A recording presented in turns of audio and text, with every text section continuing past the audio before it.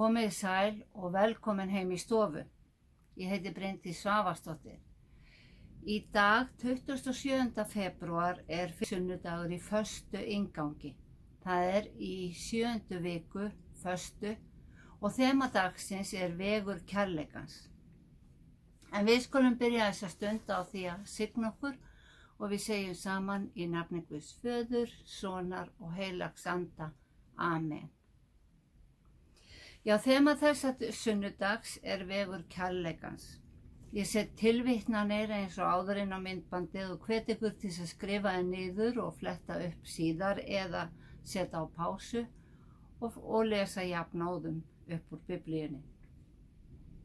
Guðspjall dagsins fjallar stundina þegar að Jesús sagði lærisveinunum að hann myndi vera hæddur og húðstryktur og síðan krossfestur en rísa upp á 3. degi aftur. En pistill dagsins er úr 1. Korintubréfi og fjallar skilaboðin sem krossfestingin á að bera okkur og ég valdi að tala út frá þeim pistli, en hann hljóðar þannig. Því að orð krossins er heimska þeim sem stefna í glötun, en okkur sem hólpin verðum er það kraftur Guðs. Ritað er, ég mun eyða speki spekinganna og hyggindi hyggindamannana mun ég að engu gera. Hvar er vitringur? Hvar fræðimaður? Orðkappi þessa heims? Er ekki það sem heimurinn telur speki heimska í augum Guðs? Enda þótt speki Guðs sé í heiminum gátu mennirnir ekki þekkt Guð með sinni speki. Þess vegna ákvað Guð að boða það sem er heimska í augum manna og frelsa þá sem trúa. Gyðingar heimta tákn og Grikkir leita að speki, en við predikum Krist krossfestan, gyðingum hneyksli og heiðingjum heimsku, en okkur sem Guð hefur kallað, bæði gyðingum og Grikkjum, Krist, kraft Guðs og speki Guðs. Því heimska Guðs er mönnum vitrari og veikleiki Guðs mönnum sterkari. Þannig hljóðar hið heilaga orð. Þennan texta er ekki auðvelt að skilja. Í fyrsta lagi skiptir Páll mönnunum eða mannkyninu í 2 hópa, gyðinga og Grikki, eða þá sem frelsast og þá sem farast. En hjá báðum þessum hópum er eitthvað að. Leiðtogar gyðinga heimtuðu tákn og Grikkir leituðu að speki. Hvorugur hópurinn leitaði að Guði. Gyðingar voru hinn útvalda þjóð Guðs, en orðið Grikkir notuðu þeir sem samnefnara fyrir allar aðrar þjóðir og þá í merkingunni heiðingjar, með vísun í gríska heimspeki þar sem viskan og þekkingin er metin hæst. Ekkert í fagnaðarerindinu gat höfðað til visku og þekkingar Grikkja, því skilgreining þeirra var að með allri sinni þekkingu og speki myndu þeir vegna verka sinna öðlast virðingu og laun. Á vissan hátt var eins farið hjá gyðingum, því þeir töldu að með ytri guðrækni og verkum öðluðust til náð Guðs. Ytri guðrækni er þegar farið er eftir öllum reglum, en hugurinn fylgir ekki máli. Fagnaðarerindi Jesú virkar þveröfugt. Speki og verk er ekki mælikvarðinn. Hugurinn skiptir öllu máli. Við verðum að verða eins og börn, sagði Jesús við Nikodémus. Sannlega, sannlega segi þér, enginn getur séð Guðs ríki nema hann fæðist að nýju. Undrast eigi að ég segi við þig, þér ber að fæðast að nýju.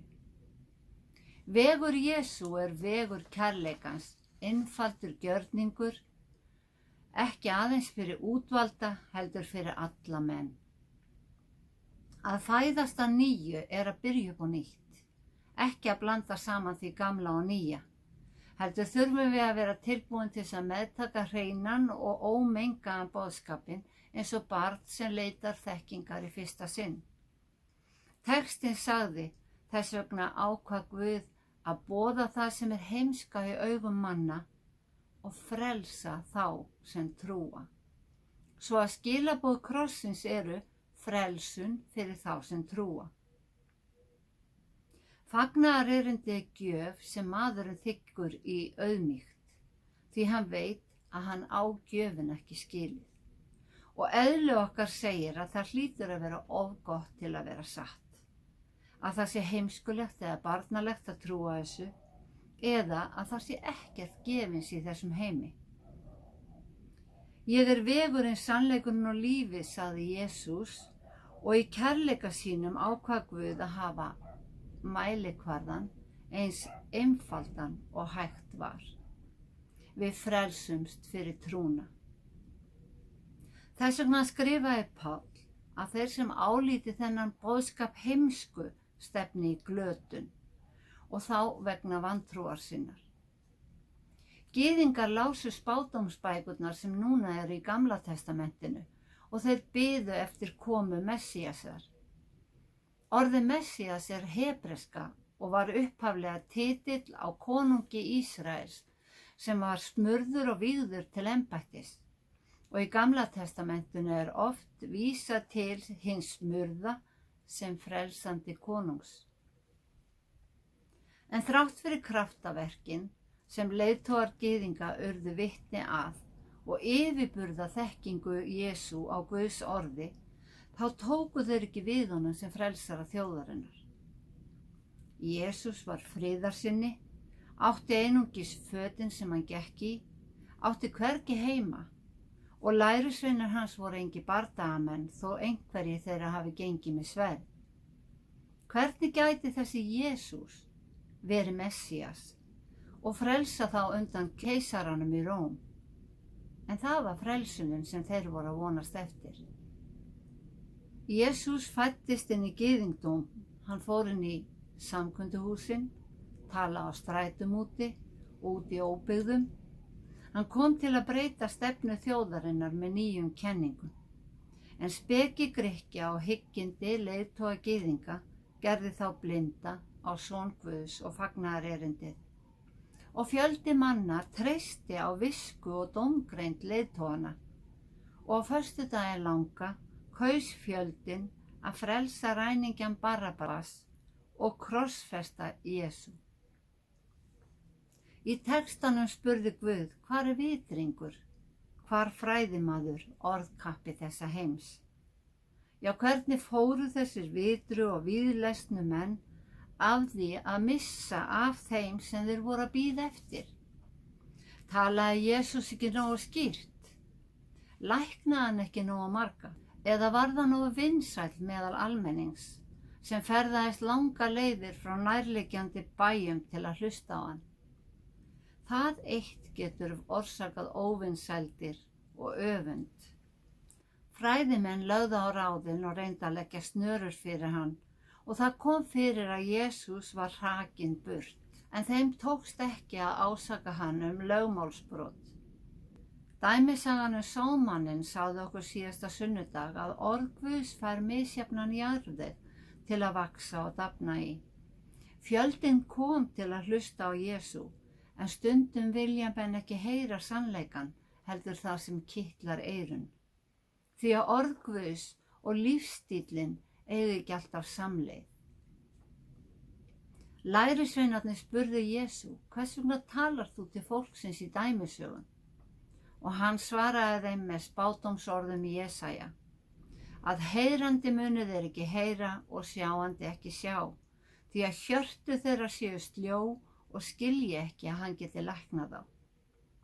Þess vegna segir Jesús að við verðum að fæðast að nýju, setja gamlar kenningar til hliðar, svo hjörtu okkar verði góður jarðvegur fyrir orð Guðs.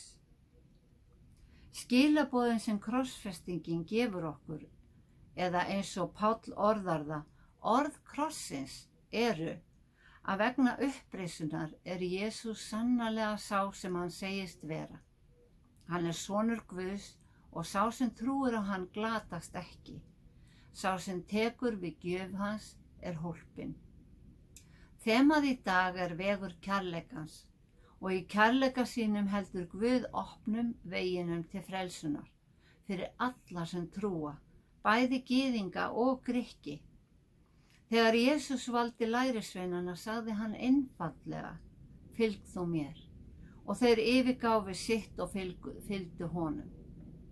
Eins og á dögum Jesú, þá yfirgefum við gamlar kenningar og endurnýjum hugafarið, tökum sinnaskiptum eins og Biblían orðar það, verðum eins og börn í trúnni og treystum orði Guðs, því að Jesús sagði, ég er upprisan og lífið, sá sem trúir á mig mun lifa þótt hann deyi.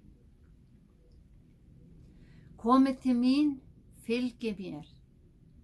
Þeim sem heyra ákall Jesú og treysta honum gefur hann kraft og visku í gegnum Guðsorðið. En eins og Páll sagði í texta dagsins, mun þeim sem ekki trúa finnast orð krossins vera heimska. Þeir stefna í glötun, en fagnaðarerindið að fyrir trúna, kraft og kærleika Guðs getum við öll orðið hólpin.